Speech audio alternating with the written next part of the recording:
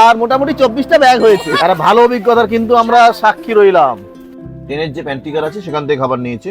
12442 new Delhi Bilaspur রাজধানী express. এই হচ্ছে বিখ্যাত ডায়মন্ড ক্রসিং নাগপুরের। শেষ পর্যন্ত প্রায় 30 ঘন্টা জার্নি কভার করে আমরা এসে পৌঁছালাম চালিশগাঁও স্টেশন। এই আমার বন্ধু এসে গেছে। শুভ সপ্তমী, আমরা চললাম মহারাষ্ট্র ট্যুরে, আপনারা সঙ্গে থাকবেন। আমরা এখন হাওড়া প্ল্যাটফর্মে, আর এই হচ্ছে আমাদের মহারাষ্ট্র যাওয়ার লাগেজ। আমাদের 12 জন লোক আছি, আর মোটামুটি 24টা ব্যাগ হয়েছে। সবচেয়ে কম কে হয়েছে? রণজিৎ। আর সবচেয়ে বেশি কে আছে? বড়ুয়া রাও, 7টা ব্যাগ।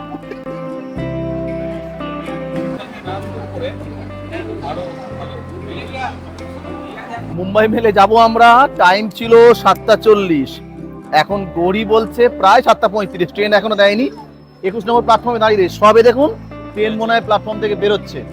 এরপরে আমাদের ট্রেন আসবে, তা অগত্যা কিছু করার নেই। তাই আমাদের টিফিন এখানে চলছে।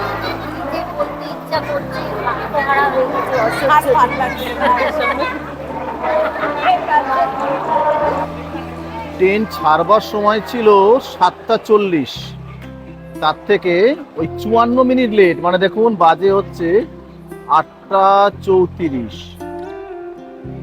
8:34-এ ট্রেন সবে আমাদের প্ল্যাটফর্মে আসছে।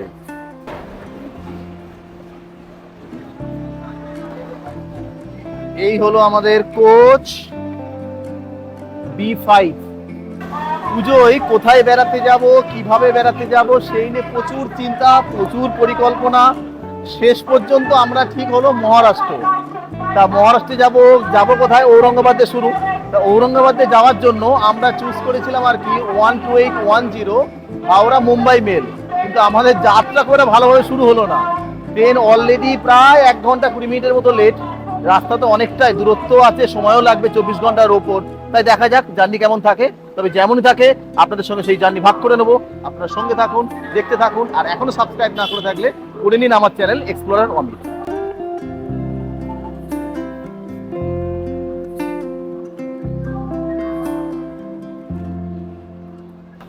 নির্ধারিত সময় থেকে প্রায় 1 ঘন্টা 20 মিনিট লেটে আমাদের ট্রেন হাওড়া ছেড়ে যাচ্ছে। হাওড়া মুম্বাই মেল 12810। দেখা যাক রাস্তায় কেমন আবার এই টাইমটা সে মেকআপ করতে পারে কিনা।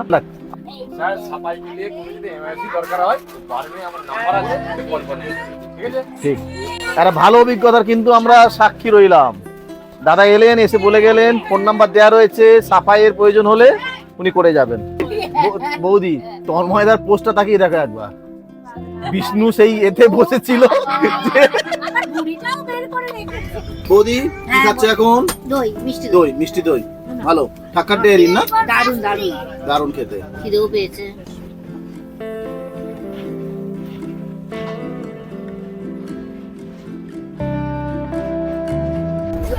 এই ডিনার কটা এলো? 10:30টায় না? 10:30 একটু পর, 5 মিনিট পর। মানে 1 ঘন্টা সময় ওরা চেয়েছিল ডিনার আসার জন্য। কেমন ডিনার? ভালো, ভালো করে। হ্যাঁ ভালো করে। ট্রেন আমাদের খড়গপুর ঢুকলো। শিডিউল টাইম ছিল 9:12। তা 9:12 পৌঁছানো সম্ভব না সে তো আমরা বুঝেই গেছিলাম, কারণ ট্রেন হাওড়া থেকেই ছেড়েছে 8টায়। কিন্তু ট্রেন এলো আরো 40 মিনিট লেট করে। 11:11, মানে ধরুন 2 ঘন্টা। মানে হাওড়া বম্বে মেল 2 ঘন্টা লেটে খড়গপুরে এসে পৌঁছালো। ঘড়ি বলছে সময় 11টা ওই মনে হয় 20-র কাছাকাছি হবে, না 24 হয়ে গেছে। মানে 5 মিনিট দাঁড়াবার সময় ছিল, তার থেকে বেশি সময় দাঁড়ালো খড়গপুরে। দাঁড়িয়ে ট্রেন সবে ছাড়লো। এখন অনেকটা ডিনারও তো হয়ে গেছে, রাতও হয়ে গেছে। এবার ভাবছি একটু শুয়ে নিই, ঘুমিয়ে নিই। আবার কাল সকালে আপনাদের দেখা হচ্ছে নতুন কোন স্টেশনে থেকে শুরু হবে এই ব্লগের পরবর্তী অংশ। নির্ধারিত সময়ের থেকে প্রায় 3 ঘন্টা লেটে আমাদের ট্রেন ঝারসুগুড়া ঢুকলো।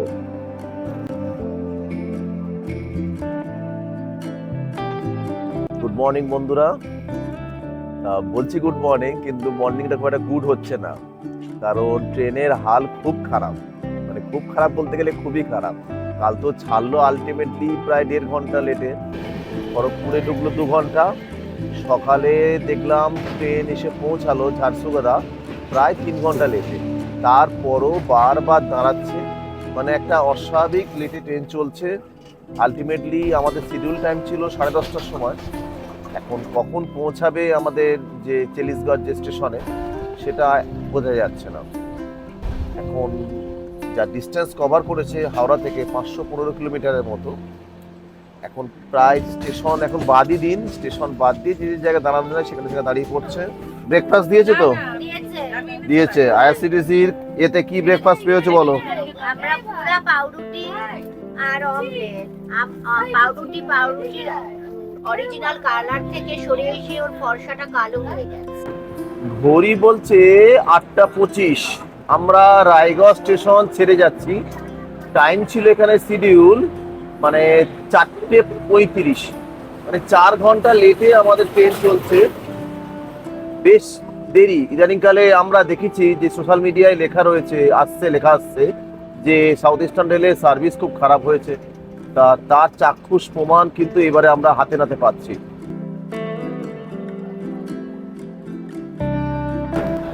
হাওড়া থেকে 719 কিলোমিটার পার করে আমরা বিলাসপুর পৌঁছালাম।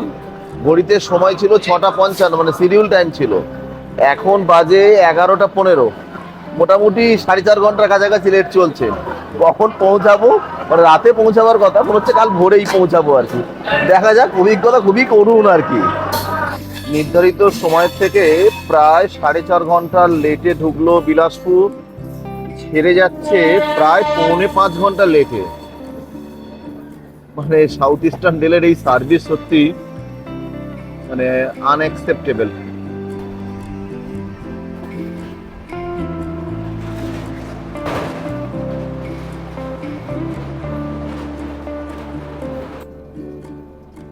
এখন আপনারা দেখবেন 12442 নিউ দিল্লি বিলাসপুর রাজধানী এক্সপ্রেস।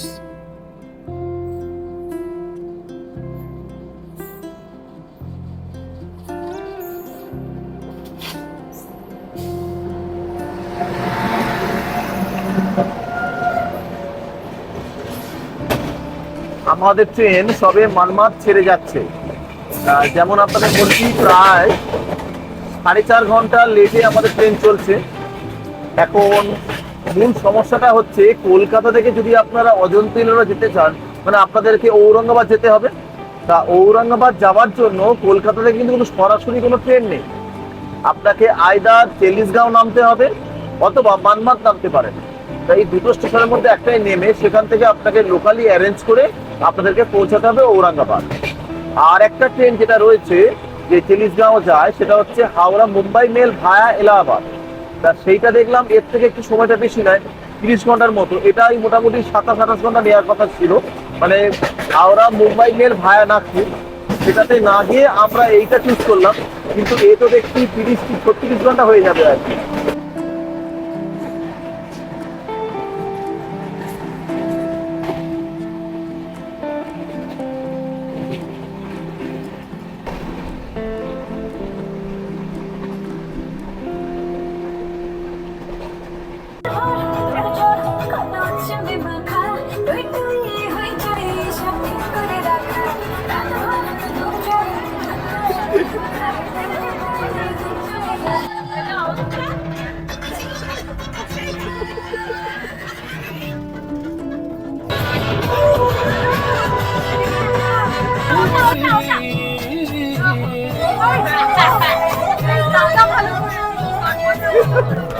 বড়ুয়াদা খাবার কেমন করেছেন?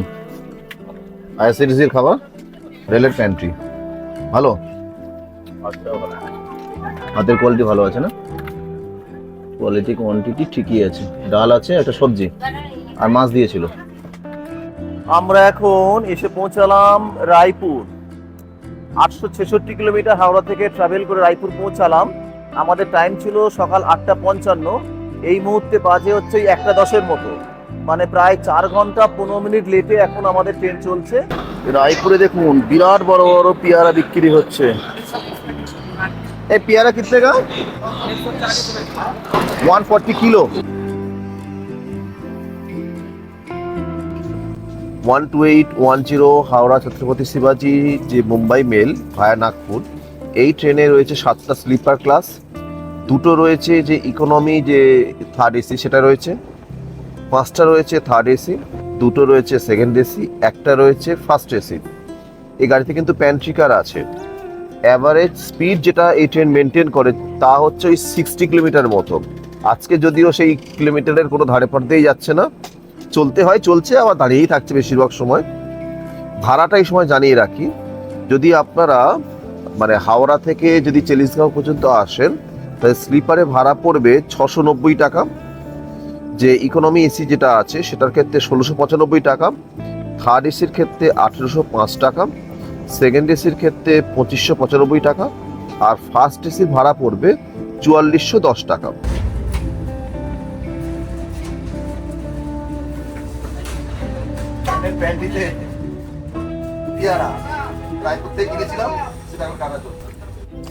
রায়পুর থেকে কেনা পেয়ারা কেমন খাচ্ছ বড়ুয়াদা? খুব ভালো। খুব ভালো। তোর কেমন লাগছে তন্ময়দা? ভালো।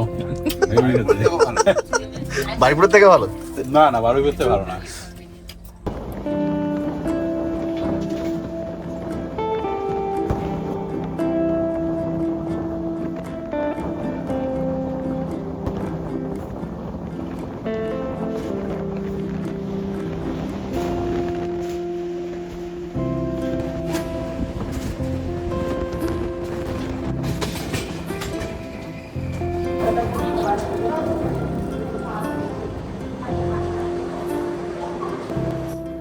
পরন্ত বেলায় আমরা নাগপুর ঢুকছি।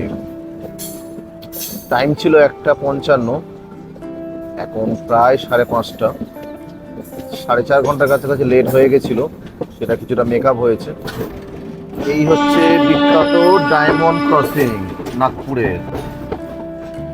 নাগপুরের। ডায়মন্ড ক্রসিং আমরা পার হলাম।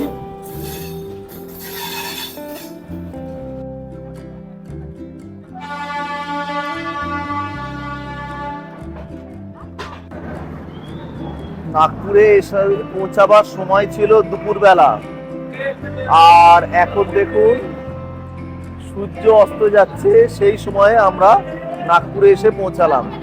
আমরা যে টোটাল আমাদের জার্নিতে হাওড়া থেকে যে আমরা জার্নি করছি তাতে আমরা ট্রেনের যে প্যান্ট্রিকার আছে সেখান থেকে খাবার নিয়েছি। দু এক জায়গায় এর আগে লক্ষ্য করেছিলাম বা কমপ্লেন দেখেছিলাম যে খাবারের কোয়ালিটি নিয়ে বা কোয়ান্টিটি নিয়ে সমস্যা আছে, কিন্তু আমরা খুব একটা সমস্যায় পড়িনি। রেটও কিন্তু যা রেট সেটাই নিয়েছে।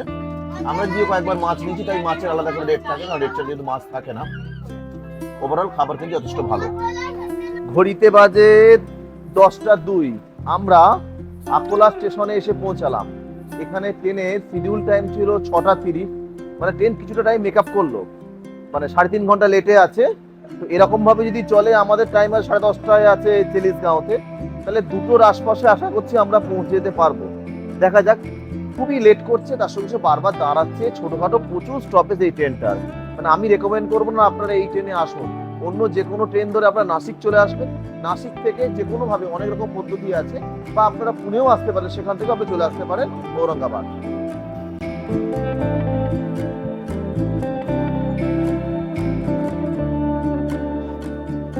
শেষ পর্যন্ত প্রায় 30 ঘন্টার জার্নি কভার করে আমরা এসে পৌঁছালাম চালিশগাঁও স্টেশন। রাত 2টো বাজে। এখন হোটেলে যদিও বলা আছে, দেখা যাক সেখানে কি হয়।